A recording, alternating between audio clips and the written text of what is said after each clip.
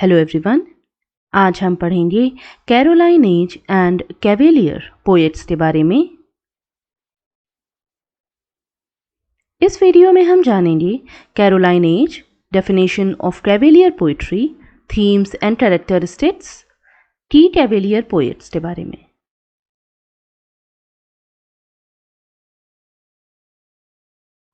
Caroline as शुरू होती है 1625 से, जो कि चलती है 1649 तक। The age of Charles I was known as Caroline age as it was derived from Carolus, the Latin for Charles. Latin language में चार्ल्स के लिए Carolus वर्ड का यूज किया जाता है और इसी से कैरोलाइन एज नाम दिया जाता है। His supporters were known as the Cavaliers और Royalist. चार्ल्स I के सपोर्टर्स को ही कैवेलियर्स या रॉयलिस्ट कहा जाता था। अब देख लेते हैं कैरोलाइन एज का हिस्टोरिकल कॉन्टेक्स्ट। 1625 में जेम्स I की डेथ के बाद जैकोबियन एज खत्म हो जाती है और शुरू होती है उसके बेटे चार्ल्स I की एज, जिसे हम कैरोलाइन एज कहते हैं। स्टार्टिंग में चार्ल्स I काफी ज्यादा पॉपुलर था, लेकिन बाद में उसकी पॉपुलैरिटी धीरे धीरे खत्म होने लगी। चार्ल्स I ने भी अपने पिता जेम्स I की ही तरह पार्लियामेंट को डिसॉल्व कर दिया था। वो अपने आप को सुप्रीम पावर समझता था। अगले 11 सालों तक उसने बिना पार्लियामेंट के शासन किया, यानी कि 1629 से 1640 तक। लेकिन गवर्नमेंट चलाने के लिए उसे पैसे तो फिर भी चाहिए थे, जो उसे पार्लियामेंट से नहीं मिल रहे थे।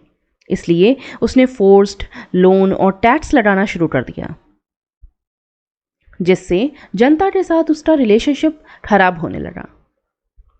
इन सब डिस्टर्बेंसेस की वजह से ही 1642 में सिविल वॉर शुरू हो जाती है, जो कि थी पार्लियामेंट और मोनार्की के बीच।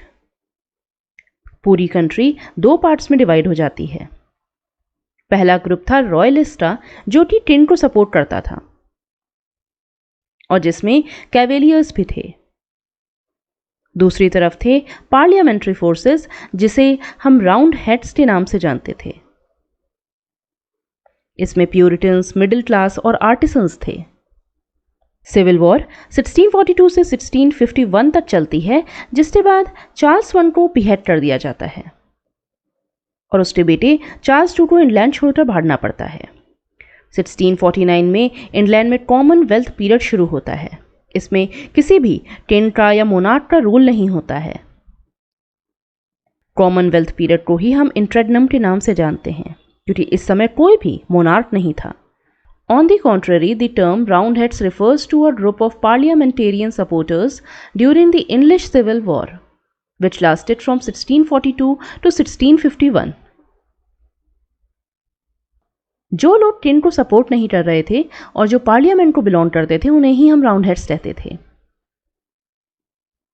The English Civil War was a conflict between the supporters of the English Parliament led by Oliver Cromwell and the royalists loyal to King Charles I. Oliver Cromwell Commonwealth period के की figure थे। English civil war के समय Oliver Cromwell ही parliament की side से monarchy के खिलाफ आवाज उठाते हैं और बाद में वो इंग्लैंड, स्कॉटलैंड और आयरलैंड के लॉर्ड प्रोटेक्टर बन जाते हैं। तो ये था कैरोलाइन एज का एक छोटा सा इंट्रोडक्शन। अब जानते हैं कैवेलियर पोएट्री क्या होती है। Cavalier poets were associated with the court of king Charles I. Cavalier poetry developed against the backdrop of political and social turmoil, that is, English Civil War in England. Cavalier poets King Charles I के court को belong करते थे। Cavalier poetry उस समय develop हुई जब England में English civil war का समय था। ये country was divided between royalists, supporters of the king, often from the aristocracy, and parliamentarians, supporters of parliament, and later the Commonwealth under Oliver Cromwell. जैसा कि अभी हमने जाना कि कंट्री को दो भागों में डिवाइड कर दिया गया था। एक थे रॉयलिस्ट, जो कि किंग को सपोर्ट कर रहे थे, और दूसरी तरफ थे पार्लियामेंटेरियंस, जो कि पार्लियामेंट को सपोर्ट कर रहे थे। और बाद में ओलिवर क्रॉमवेल की एज शुरू होती है, जिसे हम कॉमनवेल्थ पीरियड के नाम से भी जानते हैं।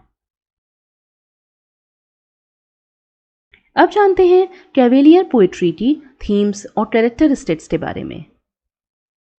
सबसे पहली और इम्पॉर्टेंट कैरेक्टरिस्टिक है कार्पे डियम, यानी seize the day. Carpe diem is a phrase that comes from the Roman poet Horace. इस फ्रेज का यूज सबसे पहले होरेस ने किया था। Cavalier poets celebrated the fleeting nature of youth and life. They encouraged readers to enjoy the present moment, celebrate beauty and pursue pleasure. इस phrase का मतलब है सीज द डे, यानी आपको जब तक टाइम मिल रहा है, जब तक मौका मिल रहा है, अपनी यूथ को, लाइफ को एंजॉय करना चाहिए। आपको प्रेजेंट मोमेंट में रहना चाहिए, प्रेजेंट मोमेंट को एंजॉय करना चाहिए और फ्यूचर पर ज़्यादा ध्यान नहीं देना चाहिए। फ्यूचर के बारे में सोचकर अपना प्रेजेंट खराब नहीं करना चाहिए। और यही फिलॉसफी अपनाते थे कैवेलियर पोएट्स। उनका मानना था कि आपको प्रेजेंट में रहना चाहिए, ब्यूटी, प्लेजर को एंजॉय करना चाहिए, ना कि अपने लाइफ को बोर्डम से भर देना चाहिए फ्यूचर के बारे में सोचकर। दूसरी इंपॉर्टेंट कैरेक्टरिस्टिक है elegance and mannerism. These poets were known for their refined and ornate style. They used wit, clever wordplay, and intricate metaphors to create elegant and polished verses. क्योंकि ये कोर्टली पोएट्स होते थे, court के लिए लिखते थे, king के लिए लिखते थे, इसलिए इनकी लैंग्वेज में हमें एक रिफाइनमेंट देखने को मिलता है। इनकी पोएम्स में हमें मेटाफर्स देखने को मिलते हैं जो कि काफ़ी इंट्रिकेट होते हैं, कॉम्प्लेक्स होते हैं। वर्ड प्ले का बहुत अच्छा इस्तेमाल किया जाता है। इनकी पोएट्री में एक प्रॉपर मेट्रिकल रिदम होती है, राइम होती है। ये अपने वर्ड्स में ऑर्नेट स्टाइल का यूज़ करते हैं, यानी इनके वर्ड्स में हमें कई तरह के एलिमेंट्स देखने को मिलते हैं, जिससे कि उनके वर्क या उनकी पोएम्स रिफाइंड लगें और कोर्ट के लिए अप्रोप्रिएट लगें। तीसरी इंपॉर्टेंट कैरेक्टरिस्टिक है loyalty to king. Many cavalier poets were staunch royalists who supported King Charles I during the English Civil War. जैसा कि हमने जाना कि cavalier poets king Charles I के सपोर्टर थे। They used their poetry to express loyalty to the monarchy and to criticize the parliamentarian forces.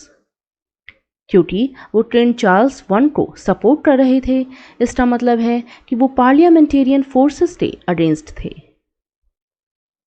वो monarchy को express करने के लिए अपनी पोएम्स लिखते थे और दूसरी तरफ पार्लियामेंटेरियन फोर्सेस को क्रिटिसाइज करते थे। Platonic love and romance. Love, especially in the form of courtly love, was a prominent theme in Cavalier poetry. Cavalier poetry में हमें courtly love prominently दिखाई देता है। लव की थीम इनकी पोएम्स में क्लियरली दिखाई देती हैं।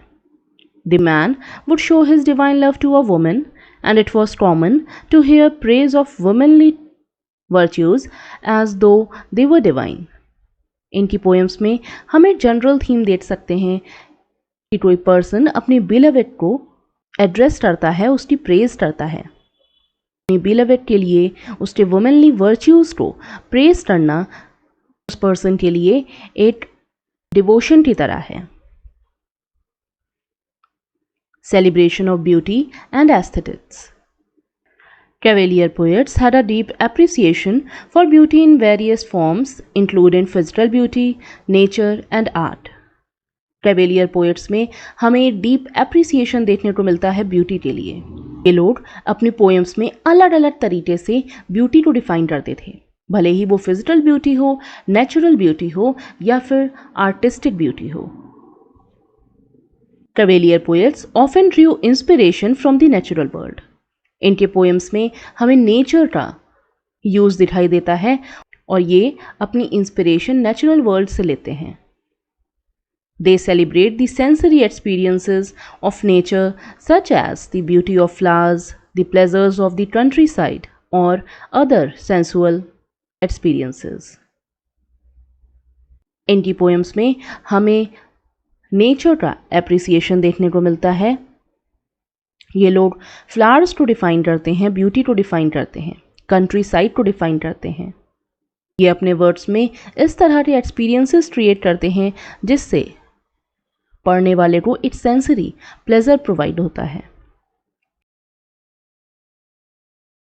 अब जानते हैं कौन कौन से मेन कैवेलियर पोएट्स थे। Robert Herrick, Richard Lovelace, Thomas टेरियो, sir John सकलैंड।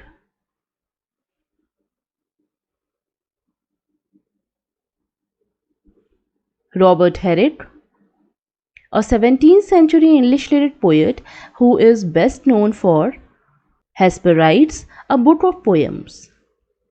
Robert Herrick 17th century के एक इंग्लिश लिरिक पोएट थे जिन्हें अपने वर्क हेस्पेराइड्स के लिए जाना जाता है, जो कि एक बुक ऑफ पोएम्स थी। The title refers to the Hesperides, nymphs of the evening in Greek mythology. Nymphs का मतलब होता है एक ऐसी स्पिरिट जो कि यंग वुमेन के फॉर्म में होती है।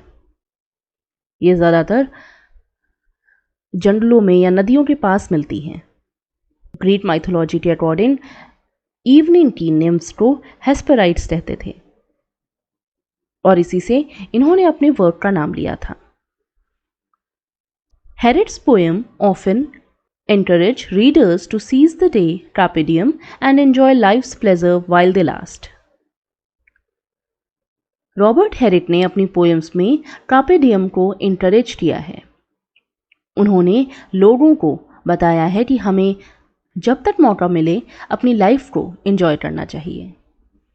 His most famous poem, To the Virgins, To Make Much of Time, is a classic example of this theme. इसी थीम को शो करती हुई पोएम है to the virgins to make much of time. इसे हम गैदर ये रोज buds while ये मे के नाम से भी जानते हैं। इसके अलावा उनकी पोएम्स में इंपॉर्टेंट है upon Julia's clothes. This poem is a celebration of the beauty and elegance of a women name Julia. इसमें उन्होंने जूलिया नाम की वुमेन की ब्यूटी और एलिगेंस के बारे में डिफाइन किया है। Corinna's Going a Maid, a joyful poem about May Day celebrations and the pleasures of life. इस वर्क में उन्होंने मे डे सेलिब्रेशंस के बारे में बताया है और लाइफ की प्लेजर्स के बारे में बताया है। To the Western Wind, this poem explores the themes of change and impermanence. Herrick addresses the wind, which symbolizes the passage of time and the inevitability of change. Poem में Robert Herrick ने बताया है कि कोई भी चीज़ permanent नहीं होती है। Change is the law of nature. इसमें विंड को एड्रेस करते हुए कहा है कि जिस तरह से हवा हर जगह बदलती रहती है, उसी तरह टाइम भी चेंज होता रहता है और ये चेंज इनएविटेबल है। अगले राइटर हैं Richard loveless. Richard loveless 1617 to 1657 was an English poet and royalist. ये एक इंग्लिश पोएट थे और रॉयलिस्ट थे। During the English Civil War, Lovelace supported King Charles I and fought on the royalist side. English civil war के समय इन्होंने बाकी cavaliers की तरह किंग चार्ल्स I को सपोर्ट किया और रॉयलिस्ट साइड से लड़ाई करी। He was briefly imprisoned by parliamentarian forces for his support of the king on 9 June 1648. 9 जून 1648 को पार्लियामेंटेरियन फोर्सेस ने इन्हें इम्प्रिजन कर दिया था, जेल में डाल दिया था, क्योंकि इन्होंने किंग को सपोर्ट किया था। To Althea from prison 1642. Lovelace's most famous work, this poem expresses his enduring love for Althea while he is imprisoned. जब वो जेल में थे तो उन्होंने अपना लव एक्सप्रेस किया है एल्दिया के लिए। हालांकि ये बात कहीं भी मेंशन नहीं करी गई है कि एल्दिया कौन थी। It includes the famous lines, "Stone walls do not a prison make, nor iron bars a cage." In lines का मतलब है कि एक्सटर्नल कॉन्स्ट्रेंट्स किसी को भी रोक नहीं सकते हैं, यानी कि आप एक्सटर्नली कुछ भी कर लीजिए, भले ही आप किसी को भी जेल में डाल दीजिए, केज में डाल दीजिए, भले ही उसकी दीवारें स्टोन से बनी हों या फिर आयरन बार से केज बनी हो, लेकिन आप किसी इंसान के थॉट्स को नहीं रोक सकते हैं। आप उसे फिजिकली तो इम्प्रिजन कर सकते हैं, लेकिन मेंटली, इंटेलेक्चुअली और इमोशनली वो फ्री ही रहेगा। This poem is quoted in the 6th chapter of Charlotte Bronte's novel Villette. Charlotte Brontë के नॉवल विलेट में 6th चैप्टर है, उसमें इस पोएम को कोट किया गया है। अगली पोएम है to Lucasta, going to the wars, 1649. In this poem, Lovelace expresses his love and devotion to Lucasta, even though she is leaving to join the war. इस पोएम में लवलेस ने अपनी फीलिंग्स को एक्सप्रेस किया है लुकास्टा के लिए। इस पोएम में भी हमें ये नहीं पता चलता है कि लुकास्टा कोई रियल बीइंग थी या सिर्फ उनकी imagination.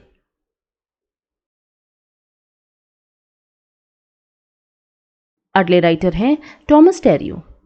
Thomas Terry was an English poet whose poetry is characterized by its elegance, wit, and use of classical forms and themes.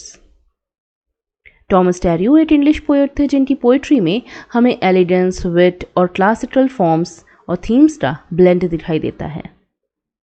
Carew frequently explored the themes of courtly love, carpe diem, sensuality, and also drew inspiration from classical poets such as Ovid and Catullus, incorporating their themes and forms into his work. Thomas टेरियो के words में हमें major themes दिखाई देती हैं जो कि cavalier poetry में प्रोमिनेंट थी, जैसे कोर्टली लव, कार्पे डियम और सेंसुअलिटी की थीम। लेकिन इसके साथ ही उन्होंने क्लासिकल पोएट्स जैसे कि ओविड और कैटुलस की भी थीम्स को अपने वर्ड्स में इनकॉर्पोरेट किया है या मिलाया है। उनके कुछ नोटेबल वर्ड्स हैं a rapture. This poem is a passionate and sensual celebration of love and physical desire. ये पोएम लव को सेलिब्रेट करती है और फिजिकल डिजायर और पैशन को पोर्ट्रे करती है। To his inconstant mistress, in this poem the speaker addresses his beloved and accuses her of unfaithfulness and reflects on the impermanence of love. जैसा कि नाम से ही समझ में आ रहा है, इसमें टॉमस टेरियो ने अपनी बिलवेड को एड्रेस किया है और उन्होंने उसे एक्यूज किया है अनफेथफुलनेस के लिए, यानी कि इनकी बिलवेड इनको धोखा देती है और इसी के बारे में इन्होंने इस पोएम में बताया है।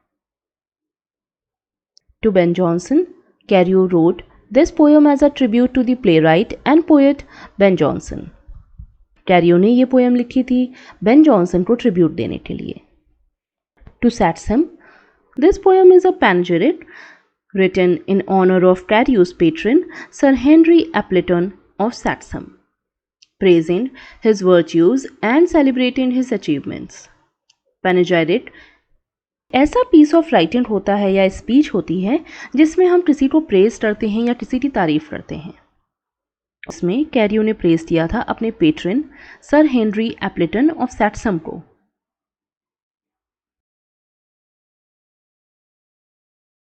लास्ट राइटर हैं sir John Suckling. Sir John Suckling 1609 to 1642 was an English poet, playwright and courtier during the 17th century.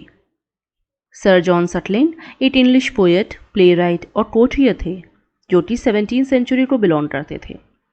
He also invented the card game cribbage. उन्होंने एक कार्ड गेम जिसे हम क्रिबेज के नाम से जानते हैं उसे इन्वेंट किया था।